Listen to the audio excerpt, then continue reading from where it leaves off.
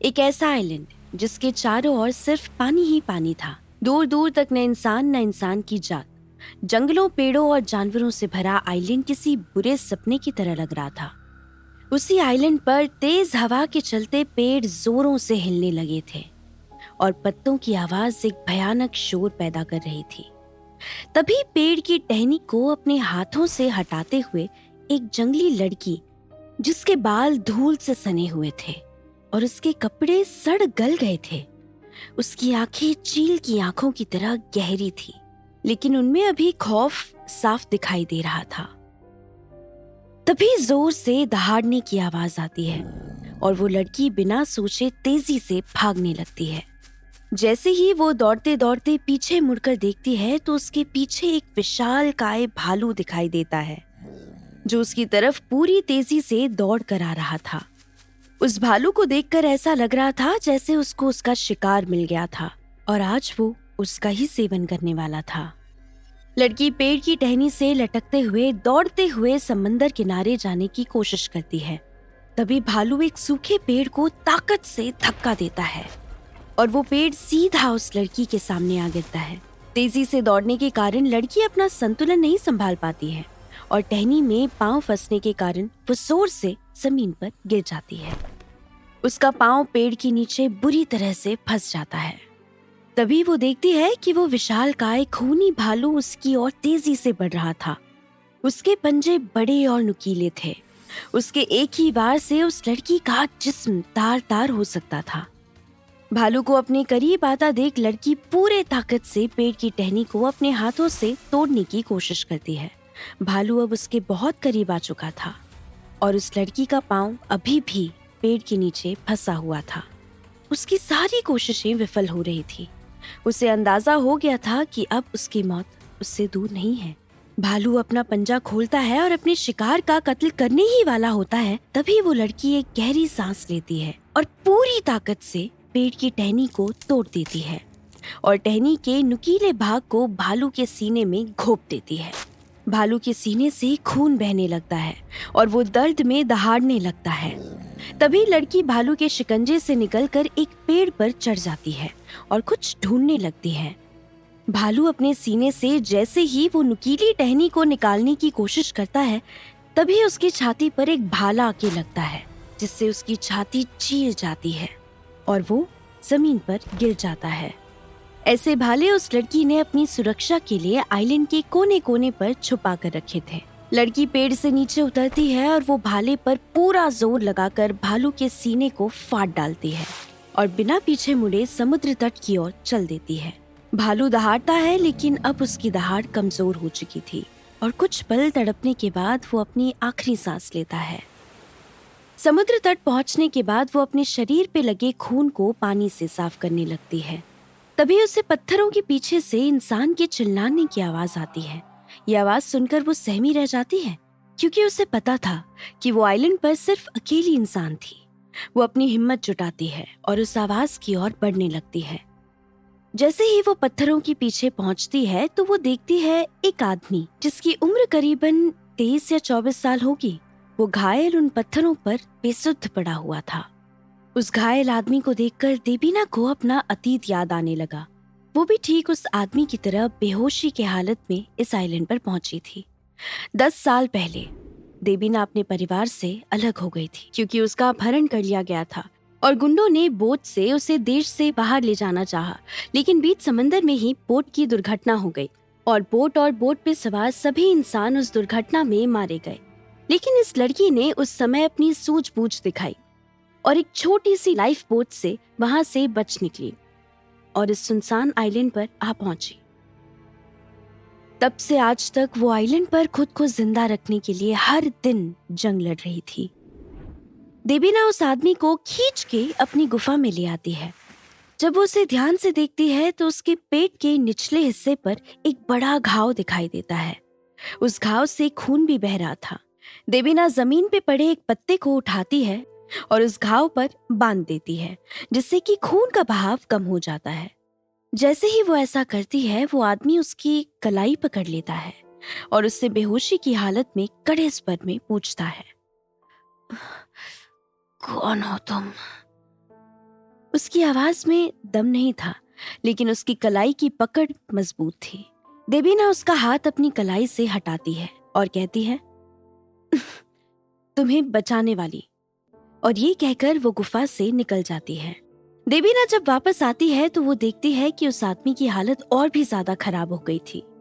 वो जंगल से कुछ जड़ी बूटी लाई थी जिससे कि वो उसके घाव को भर सके। जब वो उस आदमी के करीब जाती है तो वो देखती है उस आदमी के पेट पर किसी ने चाकू से वार किया था। उसका घाव इतना गहरा था कि देबीना को डर था कि उसके अंदरूनी अंग को कहीं चीरा न लगा हो। जैसे ही जड़ी बूटी लगाने के लिए वो नीचे झुकती है, वो आदमी उससे बोलता है, अगर मुझे नुकसान पहुंचाने की कोशिश की तुमने तो मैं तुम्हारी कब्र यहीं खोद दूंगा। देबीना उससे जवाब में कहती है, और कब्र पर क्या नाम लिखोगे? मुझे बचाने वाली देवी? अब बकवास बंद करो और मुझे तुम्हारी शर्ट उतारने दो। मुझे ये लेप तुम्हारे घाव पर लगाना है। क्या है ये लेप? वो आदमी दर्द में पूछता है। देबीना कहती है, इससे तुम्हारा दर्द कम होगा और घाव भरेगा। अब ये शर्ट खोलने दो। जवाब में आदमी कहता है, नहीं, मैं इसे खुद खोलूंगा। तुम रहने दो। वो आदमी अपनी पूरी ताकत जुटाकर अपनी शर्ट खोलने लगता है। देबीना ने 10 साल बाद किसी मर्द को देखा था। जब वो 13 साल की थी तब उसका अपहरण हो गया था और तब से वो इस वीरान टापू पर फंस गई थी। तब से लेकर अब तक देबीना के शरीर और मानसिकता में परिवर्तन आ गया था। उस आदमी की छाती चौड़ी थी और पेट में एब्स थे। उसके शरीर के मसल्स साफ दिखाई दे रहे थे। देबीना कुछ समय के लिए उस आदमी का शरीर देखकर खो गई थी। उसने लेप लिया और अपने हाथों से घाव पर लगाने लगी। वो साथ ही साथ में उस आदमी के शरीर का जायजा भी ले रही थी। तभी वो आदमी चिल्लाता है, जरा आराम से लगाओ, मुझे दर्द हो रहा है। तुम्हारा ध्यान किधर है? क्या इसी तरह तुम अपने पेशेंट का इलाज करती हो? वो आदमी हैंडसम तो था लेकिन सवाल बहुत करता था। देबीना ने उसे जवाब दिया, इतनी ही दिक्कत है तो ढूंढ लो अपने लिए कोई हॉस्पिटल इस आइलैंड पर। शुक्र मनाओ कि मैं तुमको मिल गई, इसीलिए तुम्हारी जान बच गई, समझे? तुम बहुत ही खड़ूस औरत हो, उस आदमी ने जवाब दिया। और तुम एहसान फरामोश। एक तो मैंने तुम्हारी जान बचाई और उल्टा मुझ पे ही बरस रहे हो। दोनों लोग एक दूसरे को गुस्से से घूर रहे थे। ऐसा लग रहा था मानो हवा में बारूद की गंध आ रही हो। आखिरकार देबीना उस घायल आदमी के साथ बहस करके थक गई थी। वो वहां से उठी और उसने कहा, आज भारी बारिश हो रही है और रात में आइलैंड पर तापमान बहुत कम हो जाएगा। जब तक तुम लेटे हो मैं आग जला लेती हूँ।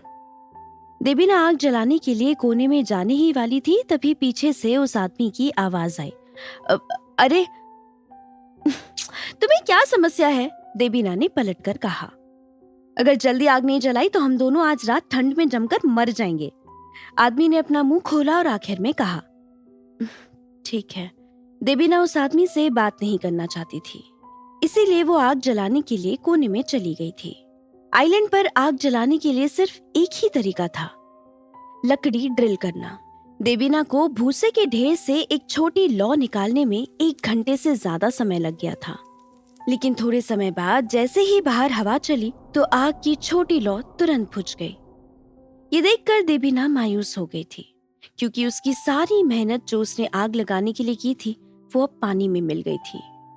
वो फिर से आग जलाने की कोशिश में लग जाती है कि तभी अरे, आदमी की आवाज फिर से सुनाई देती है। देबीना ने उसे नजरअंदाज करते हुए कहा, देखो मुझे तुमसे बात करने में कोई इंटरेस्ट नहीं है। और जैसे ही वो ये कहते हुए पीछे मुड़ती है तो जमीन पर लोहे के गिरने की आवाज आती है और उसने एक सिगरेट लाइटर को लुढ़कते हुए अपने पैर के पास देखा। कुछ सेकंड शांत रहने के बाद वो अपने गुस्से को काबू नहीं कर पाई और जोर से चिल्लाते हुए कहा, घूसट आदमी, ये लाइटर तुम मुझे पहले नहीं दे पा रहे थे। उस आदमी ने देबीना की बातों पर ध्यान ही नहीं दिया और वो उससे मुंह फेर के सो गया। कुछ ही समय बाद रात अपने परवान पर पहुंच गई थी। वो दोनों गुफा में विपरीत दिशा में लेटे हुए थे। देबीना कुछ अजीब आवाज सुनकर अपनी नींद से जाग गई। उसने अपनी आंखें खोली और देखा कि उस आदमी का पहले से ही पीला चेहरा और भी पीला पड़ गया था। उस आदमी को देखने के लिए जब वो नीचे झुकी तो उसने देखा उसके माथे पर ठंडा पसीना था। अरे घूसट आदमी, क्या तुम ठीक हो? देबीना ने आगे बढ़कर उस आदमी की मजबूत बाह को थपथपाया, लेकिन उसने कोई प्रतिक्रिया नहीं दी। नॉर्मली पेन किलर और पैरासिटामोल की 2 गोली से उसका दर्द और बुखार दोनों उतर जाता, लेकिन इस टापू पे इनका मिलना असंभव था। उसकी हालत बिगड़ती जा रही थी। वो बुखार और दर्द के कारण बेसुध हो गया था। देबीना ने कोशिश की कि वो उसे आग के पास लेकर जाए, जिससे कि उसे गर्माहट मिलेगी, लेकिन आग भी इस ठंड में काम नहीं कर पा रही थी। देबीना के पास उस आदमी को गर्म रखने का अब सिर्फ एक ही उपाय था। देबीना ने उस आदमी के चेहरे को देखा और वो एक एक करके अपने कपड़े उतारने लगी। उसका शरीर एक नक्काशी की तरह था। उसके आकार एकदम सटीक थे।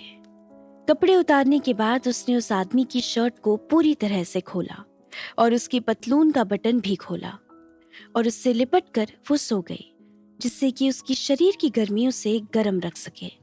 उसने मन में सोचा, किसी को बचाना बहुत जरूरी होता है, भले ही वो घूसट ही क्यों ना हो। कहा जाता है किसी की जान बचाने से सौभाग्य मिलता है। अगर ऐसा है तो मैं भगवान से प्रार्थना करती हूँ कि इससे मेरा खोया हुआ परिवार मुझे वापस मिल जाए। जिन लोगों ने उसे अगवा किया था वो उसकी जान लेना चाहते थे। इससे साफ था उसके रॉय परिवार में कुछ तो गड़बड़ चल रही थी। वो इन्हीं बातों को सोचते हुए बेहोश होकर सो गई थी। अगले दिन जब देबीना की नींद खुली तब उसने देखा कि वो आदमी वहां से गायब था और वो एक कोट से ढकी हुई थी। देबीना ने जल्दी से अपने कपड़े पहने और वो गुफा से बाहर की ओर निकल गई। जैसे ही देबीना गुफा के प्रवेश द्वार पर पहुंचती है तो उसने दरवाजे पर काले रंग के कोट पहने बॉडीगार्ड की एक लाइन खड़ी देखी। कुछ ही दूरी पर एक हेलीकॉप्टर भी खड़ा हुआ था। ये देखकर देबीना शॉक हो गई थी। इतने सालों से वो वहां फंसी हुई थी सिर्फ इसी आस में कि एक दिन वो इस डरावने आइलैंड से निकलकर अपने परिवार के पास जाएगी। लेकिन अचानक उसे उस आइलैंड पर एक जख्मी आदमी मिलता है और अगले ही दिन वो हेलीकॉप्टर और बॉडीगार्ड के साथ उसे पाती है। उसके मन में बहुत सारे प्रश्न चल रहे थे। थोड़ी ही दूर पर हेलीकॉप्टर के पास हेड बॉडीगार्ड सम्मान पूर्वक उस आदमी से कुछ कह रहा था जो कुछ घंटों पहले उसी गुफा में था।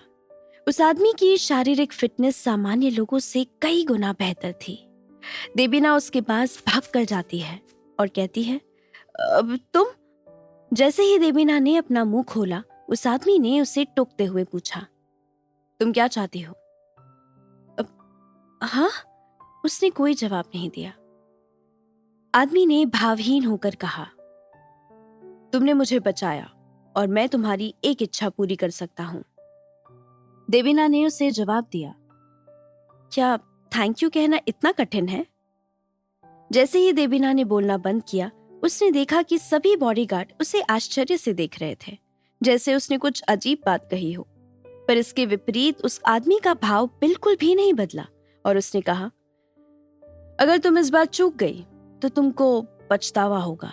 देबीना को उस आदमी पर बहुत गुस्सा आ रहा था, लेकिन फिर उसकी नजर उसकी टूटी बोट पर पड़ी और उसने सोचा कि अब ये बोट तो मुझे जमीन तक नहीं पहुंचा पाएगी। उसने अपने दांत पीसते हुए कहा, मेरी इच्छा यह है कि तुम मुझे मेरे घर ले जाओ। इस बार उस आदमी की बारी थी आश्चर्यचकित भाव दिखाने के लिए। बस इतना ही? देबीना की पहली और आखिरी इच्छा थी आइलैंड को छोड़ना। उस आदमी ने उसे ऐसे देखा जैसे वो बेवकूफ हो। वो फिर घूमा और हेलीकॉप्टर की ओर चल दिया और देबीना भी उसके पीछे पीछे चली गई। 3 घंटे बाद हेलीकॉप्टर कोलकाता के ऊपर मंडराने लगा। क्या ये वही जगह है? आदमी ने नीचे एक विला की ओर इशारा किया। शायद। देबीना को ढंग से याद नहीं था क्योंकि जब उसका अपहरण हुआ था वो सिर्फ 13 साल की थी। चलो नीचे उतारो, आदमी ने पायलट को आदेश दिया और पायलट ने तुरंत हाँ कहा। देबीना के मन में एक अलग उत्साह था और अनगिनत सवाल। वो एक अपहरण और 10 साल अकेले डरावने आइलैंड पर बिताने के बाद वो अपने घर वापस जा रही थी। कलकत्ता में ये कहानी क्या मोड़ लेगी? क्या देबीना का परिवार उसे देखकर खुश होगा या कहानी कोई और मोड़ लेगी? जानने के लिए सुनते रहिए पॉकेट एफएम।